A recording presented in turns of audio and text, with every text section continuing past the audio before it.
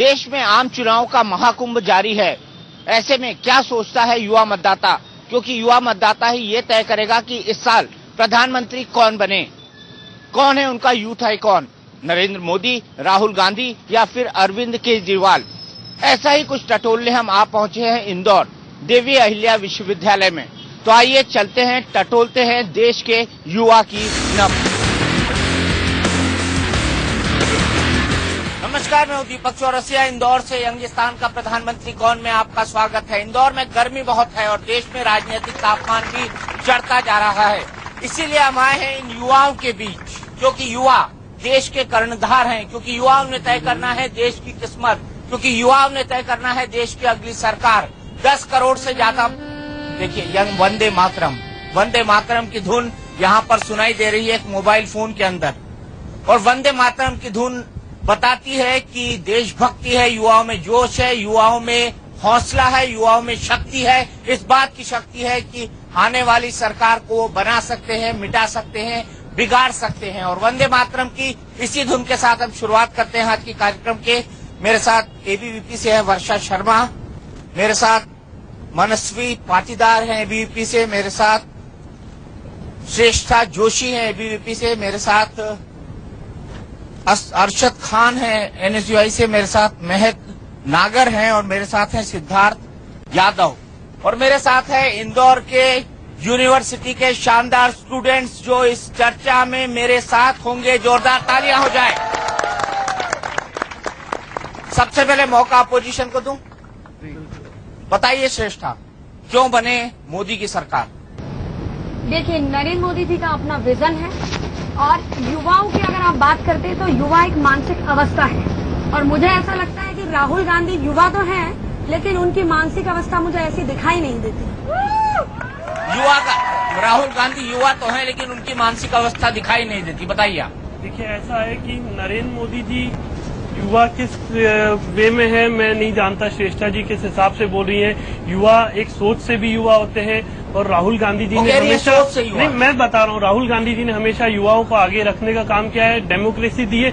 जब से राहुल जी कांग्रेस में आए हैं, जब से कांग्रेस की कमान राहुल जी ने संभाली है पूर्ण रूप से, तब से कांग्रेस की इंटरनल डेमोक्रेसी राहुल जी ने बढ़ाई है, जो कि युवाओं के लिए सबसे ज्यादा जरूरी है। आज मैं एक आम कार्यकर्ता, मैं लंदन से अपनी ग्रेजुएशन करके इंदौर आया, उसके बाद मुझे एनएसयूआई के बारे में पता लगा। मुझे राहुल जी की सोच से मैं प्रेरित होकर मैं एनएसयूआई में आया। मैंने एनएसयूआई का इलेक्शन लड़ा और आज मैं एनएसयूआई का डिस्ट्रिक्ट प्रेसिडेंट हूँ। तो राहुल जी की एक सोच है कि एक आखिरी पंक्ति के आदमी को भी आगे लाना और उसको राजनीति में लाना। लंदन से आके आप आखिरी पंक्ति के हो गए? नहीं, तो कांग्रेस में तो आखिरी पंक्ति का था ना। लंदन से आके आखिरी पंक्ति के हो गए। मुझे लगा कि तिलक नगर की कोई झुग्गी झोपड़ी से आया होगा। तो आखिरी पंक्ति का आदमी क्या, आखिरी पंक्ति का आदमी क्या लिटरेट और पढ़ा लिखा नहीं हो सकता? क्या वो तिलक नगर से ही निकल सकता है? तिलक नगर से निकलना चाहिए, तिलक नगर से। आखिरी पंक्ति के आदमी की बात नहीं, मैं इस बात को बुराई नहीं समझता कि कोई लंदन से पढ़ के आए, लेकिन अगर लंदन से पढ़ के आया व्यक्ति आखिरी पंक्ति का है तो तिलक नगर से आया व्यक्ति उससे भी आखिरी पंक्ति का है। मैं आपसे जानना चाहूंगा कि क्या आप राहुल गांधी की इस युवा सोच से सहमत है कि इलेक्शन कराइए, किसी को भी लेकर आइए और उसके बाद कहिए कि डेमोक्रेसी आ गई पार्टी में? बिल्कुल नहीं, हम इस बात से बिल्कुल सहमत नहीं है। सबसे पहली बात है, जब से कांग्रेस आई है, राहुल गांधी की तो बात बहुत दूर है, जब से कांग्रेस भारत में आई है तब से उसने भारत की रीढ़ की हड्डी को झुकने के लिए मजबूर कर दिया है। अब समय सिर्फ इतना है कि हम प्रौढ़ावस्था, वृद्धावस्था, युवावस्था को छोड़कर सिर्फ भारत को वापिस से अपनी मजबूती से खड़ा होने के लिए सशक्त बनाए। केवल सक्षम युवा समर्थ भारत की भावना के साथ, नरेंद्र मोदी के साथ। सक्षम युवा नरेंद्र मोदी के साथ। मैं यहाँ से इंदौर से 200 किलोमीटर दूर नेपानगर एक छोटी सी जगह है। सर, मैं इंदौर से 157 किलोमीटर दूर सिंधवा एक छोटी सी जगह, वहाँ से आता हूँ। मैं वहाँ से बिलोंग करता हूँ और वहाँ से बिलोंग करने के बावजूद जो राहुल गांधी जी का सिस्टम है कि राजनीति में हर युवा को आना चाहिए, मैं इतनी दूर बिलोंग करने के बावजूद इंदौर पढ़ने आया। इंदौर पढ़ने आने के बाद अगर हमारे में सक्षम थे, हमारे में इतनी काबिलियत थी कि हम चुन के आ सकते हैं, तो इस इंदौर के शहर के युवाओं ने हमें चुना है और हम आज यहाँ इस जगह खड़े हुए हैं। ये राहुल गांधी जी की सोच है जो पूरे देश में काम कर रही है और इस प्रकार के युवा एनएसएस संगठन में पूरे देश में पाए जा रहे हैं। मनस्वी, क्या कहेंगे आप? इनके संगठन में ज्यादा ताकत है कि आपके संगठन में? देखिए, सबसे पहले तो अगर बात युवाओं की हो रही है तो मैं एक बात रखना चाहूंगा कि इस देश में सिर्फ 2 ही युवाओं को कुछ कर दिखाने का मौका मिला। एक है जम्मू कश्मीर के मुख्यमंत्री उमर अब्दुल्ला और दूसरे कांग्रेस के पप्पू यानी कि राहुल गांधी जी। पर ये मुझे बड़े ही अफसोस के साथ कहना पड़ रहा है कि इन दोनों ने देश के लिए और युवाओं के लिए कुछ नहीं किया, बल्कि सिर्फ और सिर्फ धर्मांतरण, तुष्टीकरण और वोट बैंक की राजनीति करी है। आज पीछे से मैं चलता हूँ, वहाँ एक सवाल है, बताइए क्या सवाल है आपका? 1 मिनट आ रहा हूँ, सबके पास आऊंगा। आज media adviser prime minister office के संजय बरुआ ने कल कहा कि राहुल गांधी की पूरे परिवार ने मनमोहन सिंह के हाथ बांध रखे थे। तो ये कैसी डेमोक्रेसी है उनकी पार्टी में? केवल राहुल गांधी का और गांधी परिवार का राज चलता है, जबकि पीएमओ एक एडवाइजर है, उन्होंने इतनी बड़ी बात कही हुई है। मनमोहन सिंह खाली एक रबर स्टैंप थे, ये कहा था। एनएसयूआई जवाब दे।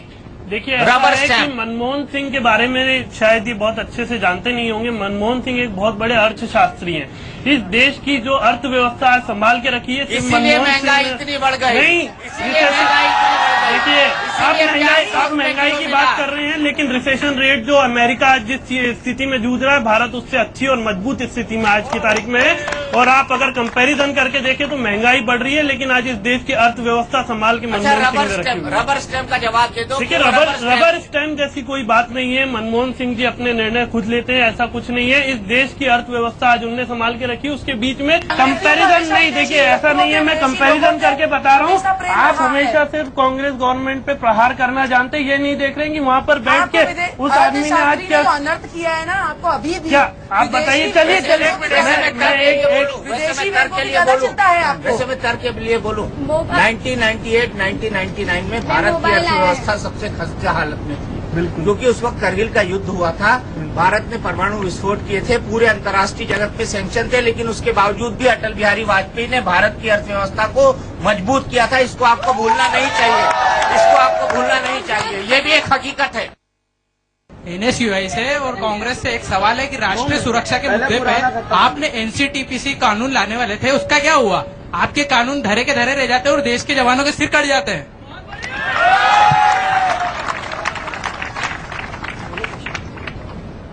जवाब आपकी तरफ से जवाब है एनएसयूआई।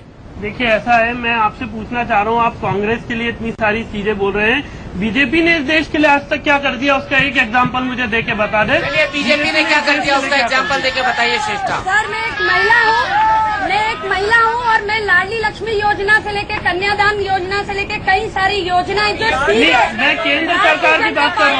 मैं पीएमसी घोटाला से लेकर सत्ता में आने के बाद पूरे देश में शादी करवाने से लेकर जब तक वो गर्भ धारण करती है, बच्चा पैदा होता है, उसकी जो बच्चा होता है उसको पढ़ाने से लेकर हर प्रकार की जो सुविधा है वह भाजपा लेकर आई है। चलिए, वो भाजपा लेकर आई है। कांग्रेस ने जेएनयू आरएम करके एक योजना है जिसमें हर गरीब को मकान की योजना दी, हर गरीब को मकान दिया, सिर पे छत दी। बीजेपी ने ऐसी कौन सी योजना लाके दे दी? आप बताइए। किसको मकान मिला है? इंदौर में रॉबर्ट वाड्रा को मिला है मकान। रॉबर्ट वाड्रा को मकान केवल मिला। रॉबर्ट वाड्रा को जमीन मिली। सबसे बड़े भ्रष्टाचारी देश को पूरे विश्व स्तर पर जिसकी साख गिरी है वो केवल कांग्रेस के शासनकाल में गिरी है। चलिए, ऐसे तो बीजेपी के शासनकाल में आप बता दें, सबसे बड़े मुआफिया परिवारवाद आपकी पार्टी में। मुझे दुख होता है आप इतनी दूर से कांग्रेस में शामिल हुए जहाँ पर परिवारवाद आपको खाता है। देखिए, परिवारवाद से आप जा रहे हैं तो उससे दीपक भाई बताइए कि कहते हैं तजुर्बा बहुत बड़ी चीज होती है, तो जो इंसान जिसके पास तजुर्बा है वो ज्यादा अच्छे से देश को चला पाएगा, या कल का आया हुआ एक लड़का जिसे हिंदुस्तान की पढ़ाई के बारे में भी कुछ ना पता हो? किस चीज के तजुर्बे की बात कर रहे हैं आप? बलात् ये सवाल दोनों से पोषण की बात करी। मैं आपको बताना चाहता हूँ, गुजरात में हर तीसरा बच्चा कुपोषण से परेशान है। गुजरात की बात नहीं, देश की बात कर रहे हैं। देश की बात, जो आदमी प्रदेश चला रहा है उसी के लिए देश का एग्जाम्पल सेट होगा। जो अपने प्रदेश में हर तीसरा बच्चा गुजरात में कुपोषण का शिकारी है, ये गुजरात का स्टेटिस्टिक्स बताता है। तो जो प्रदेश नहीं चला पा रहा है वो देश क्या चलाएगा? राहुल गांधी जी ने अमीरी और गरीबी को मिलाने का काम किया, गरीब और अमीर को समानता देने का काम किया। नरेंद्र मोदी एक ऐसे व्यक्ति हैं जिन्होंने सिर्फ उद्योगपतियों को और अमीर लोगों को ही आगे बढ़ाने का काम किया। पूरे 2 मिनट दीपक भाई पूरी बात में करना चाह रहा हूँ। स्टेटिस्टिक्स नहीं है, ये केंद्र का स्टेटिस्टिक्स है। गुजरात का स्टेटिस्टिक्स मैं आपको दिखा सकता हूँ,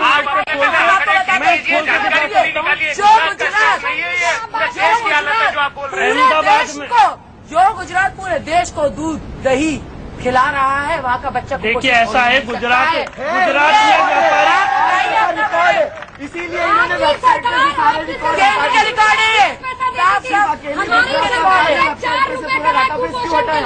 आपकी सरकार 1 रुपया। अच्छा, एक सवाल यहाँ से, मैं कांग्रेस से पूछना चाहता हूँ कि जब उत्तराखंड में त्रासदी हुई, जब दिल्ली में निर्भया केस हुआ, तब उनके युवा नेता राहुल गांधी कहाँ थे?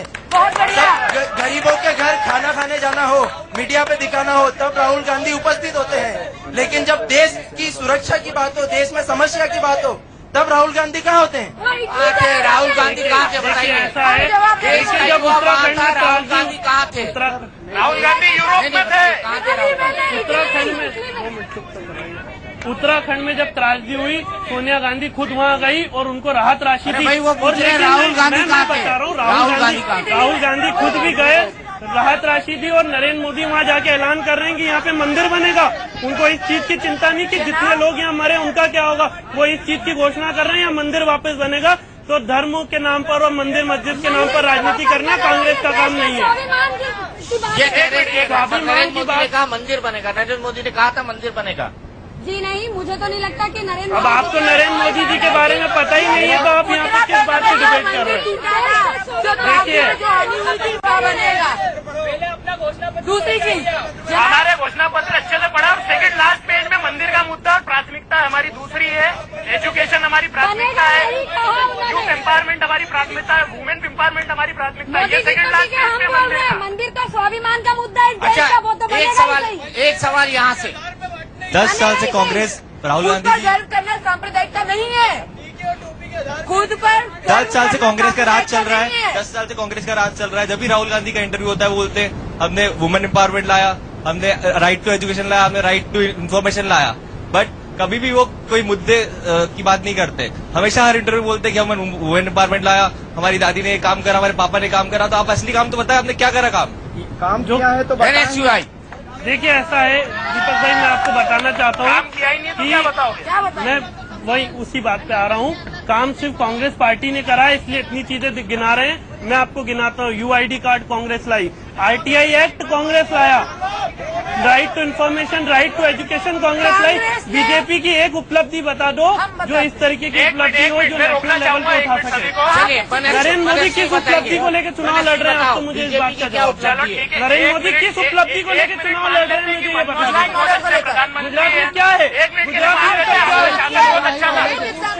आपको एग्जाम्पल, दीपक भाई यहाँ पे स्टूडेंट बैठे हैं, यहाँ पे सारे स्टूडेंट बैठे। मैं आपको बता देना चाह रहा हूँ, मेरा सवाल आप तीनों लोगों से है कि गुजरात में एजुकेशन के गवर्नमेंट इंस्टीट्यूशन कितने हैं, आप मुझे बता दीजिए। सर, 1 मिनट गुजरात में कितने गवर्नमेंट इंस्टीट्यूशन है? कांग्रेस की सरकार ने बहुत अच्छा काम करा, मनमोहन सिंह अच्छे प्रधानमंत्री, अच्छे शास्त्री, 1 मिनट के लिए मानते हैं। पर मुझे आज बताइए कि इलेक्शन कैंपेन जो चल रहा है, यहाँ से वहाँ से आज मनमोहन सिंह गायब क्यों है? सिर्फ राहुल गांधी का चक्कर क्यों है उसमें? क्योंकि एक सिरे से हमारे देश की जनता ने उनको खारिज कर दिया है, इसलिए मनमोहन सिंह आपके चुनाव कैंपेन से गायब है। चुनाव कैंपेन से मनमोहन सिंह गायब नहीं है। चुनाव कैंपेन में युवाओं उनका को आगे किया जा रहा है और युवाओं को मौका दिया जा रहा है। और इस देश में बदलाव की जरूरत है। मतलब आपने मनमोहन सिंह को रिटायर कर दिया? नहीं, रिटायर नहीं कर दिया। प्रधानमंत्री अटल बिहारी वाजपेयी जी रिटायर हो गए, उन्होंने 2004 का चुनाव लड़ा था यार। तो मनमोहन सिंह ने उसके बाद के सारे चुनाव लड़े। मेरा दोनों पार्टियों से ये सवाल है कि आप चलिए कोई भी पार्टी जीती है, चाहे राहुल गांधी जीते, चाहे नरेंद्र मोदी जीते, मेरा तो ये है कि यार आप हमारे लिए क्या करेंगे? हम स्टूडेंट हैं, आप हमारे लिए क्या करना चाहेंगे? चलिए मैं आपको बताता हूँ, इसका जवाब मैं आपको देता हूँ। संक्षेप में आप और आप स्टूडेंट में क्या करें? पहले मैं जवाब देना चाहता हूँ कि 11 राज्यों में कांग्रेस की सरकार है। दिल्ली, हैदराबाद, बेंगलोर, पुणे। नहीं, पुराना रिकॉर्ड बता रहा हूँ। IT सेक्टर में आज दिल्ली का नाम है, इतने साल कांग्रेस की सरकार रही। बेंगलोर का नाम है, पुणे का नाम है, हैदराबाद का नाम है। आज बीजेपी के 5 राज्यों में सरकार है, एक भी राज्य ऐसा बता दे जो IT सेक्टर में आगे हो जो एम्प्लॉयमेंट स्टूडेंट्स को या युवाओं को एम्प्लॉयमेंट दे सकता है। एक राज्य ऐसा बता दे, गुजरात आज इतना आगे, गुजरात में एक IT हब बना आज तक, गुजरात एक भी राज्य ऐसा बता दे जो IT सेक्टर में आगे हो, जो एम्प्लॉयमेंट स्टूडेंट्स को या युवाओं को एम्प्लॉयमेंट दे सकता है। एक राज्य ऐसा बता दे, गुजरात आज इतना आगे, गुजरात में एक IT हब बना आज तक, गुजरात में IT हब है, गुजरात में एजुकेशन सेंटर में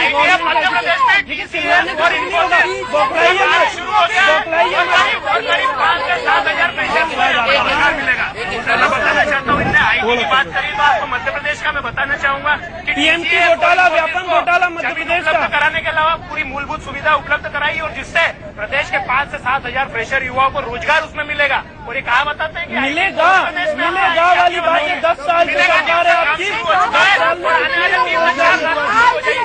आप चीज देवी पहले तो आप एक आदमी बोलिए, ज्यादा बौखलाइए मत, एक आदमी बोलिए। 60 स्टूडेंट्स को अभी से रिक्रूट कर लिया गया। आपकी जानकारी ठीक मेरा एक वर्कर एक सवाल का आप जवाब बिल्कुल देंगे। सुनिए, आप मुझे एक बात का जवाब दीजिए। जी, मैं कांग्रेस से पूछना चाहूंगा कि जब देश की सुरक्षा के लिए कांग्रेस क्या कर रही है? जब देखो, जब चाइना इंडिया में घुसपैठ कर देता है और पाकिस्तानी आके अपने सैनिकों की मुंडी काट के ले जाते हैं, तब उनके लिए क्या कर रही है कांग्रेस? उनके लिए क्या कर रही है? आखिरी सवाल है, क्विक जवाब दोनों से बताइए भाई, क्या कर रही है? सवाल वर्षा जी से ये है कि आप मुझे बताइए कि ये बोलते हैं मोदी जी एक विकास पुरुष है, तो आज हम मध्य प्रदेश की एक मुख्यमंत्री थी उमा भारती, वो ऐसा क्यों बोलते हैं कि वो एक विनाश पुरुष है? हम इनसे एक सवाल, उमा भारती ने कभी